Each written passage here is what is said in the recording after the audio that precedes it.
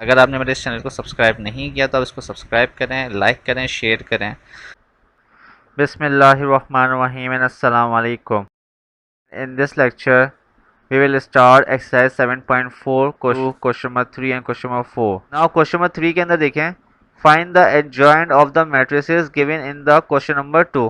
अब आपके पास जो है वो adjoint मालूम करने को कहा है और क्वेश्चंस जो हैं वो आपको क्वेश्चन नंबर 2 के ही कॉपी करके उसके adjoint मालूम करने हैं।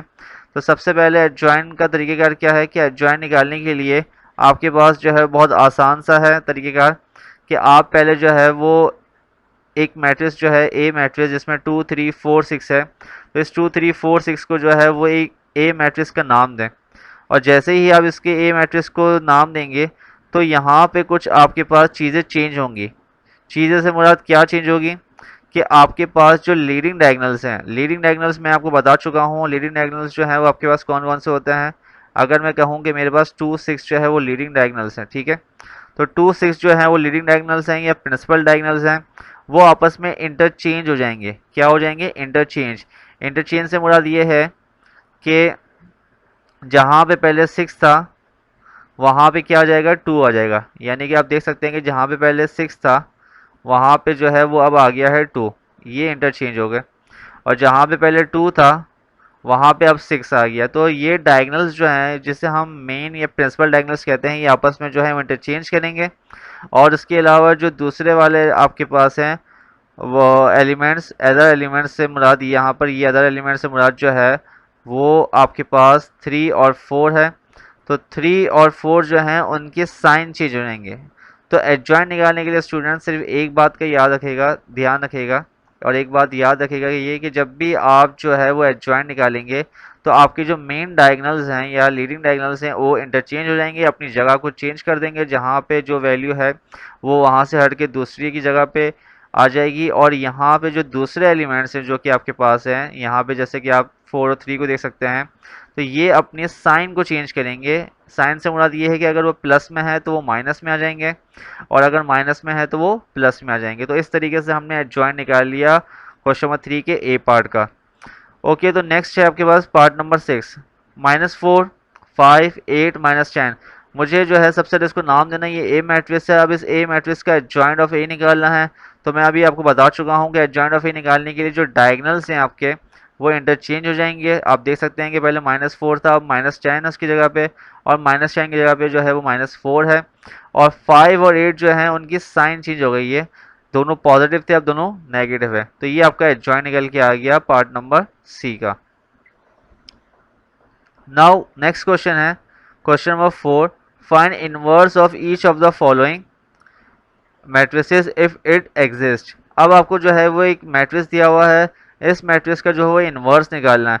इनवर्स निकालने के लिए आपके पास जो है, अगर मैं इनवर्स की बात करता हूं तो सबसे पहले मैं इसको एक नाम दूंगा ए मैट्रिक्स, ठीक है, एक नाम दूंगा ए मैट्रिक्स। अब ए मैट्रिक्स देने के बाद जो है मैं सबसे पहले इसका डिटर्मिनेंट निकालूंगा। डिटर्मिनेंट निकालने के लिए मैं बता चुका हूँ कि आपको क्या करना होता है। आपको जो है वर्टिकल कॉलम्स में एलिमेंट्स को पुट करके जो है वो लीडिंग डायगोनल एलिमेंट्स को मल्टीप्लाई कर दें। एक 2 7 14 हो गया और ये 6 5 30 हो गया। तो आपके पास जो है डिटर्मिनेंट ऑफ ए आ गया -16। अगर ये -16 आया इसका मतलब ये है कि ये नॉन सिंगुलर, ये क्या है? नॉन सिंगुलर है। और नॉन सिंगुलर अगर होता है जो कि नॉन ज़ीरो वैल्यू को जो है वो फाइंड करके देता है, तो आपके पास यहाँ पे ए इनवर्स जो है वो डज एग्जिस्ट। इसका मतलब ये है कि ए इनवर्स जो है वो आपका सॉल्व होगा। और ए इनवर्स का जो फॉर्मूला होता है आपके पास वो है adjoint of A divided by determinant of A. तो सबसे पहले आप एडजॉइंट ऑफ ए निकाल लें। डिटर्मिनेंट ऑफ ए आप निकाल चुके हैं, एडजॉइंट ऑफ ए निकाल के डिवाइडेड बाय डिटर्मिनेंट ऑफ ए कर दें, आपके पास ए इनवर्स आ जाएगा। तो सबसे पहले एडजॉइंट ऑफ ए निकालें। एडजॉइंट ऑफ ए के लिए आपके पास जो लीडिंग डायगोनल्स हैं वो इंटरचेंज हो जाएंगे। अब आप देख सकते हैं पहले 2 और 7 था, पहले 2 और 7 था, अब आपके पास 7 और 2 हो गया। और यहाँ पे 5 और 6 है, तो अब आपके पास -5 -6 हो गया।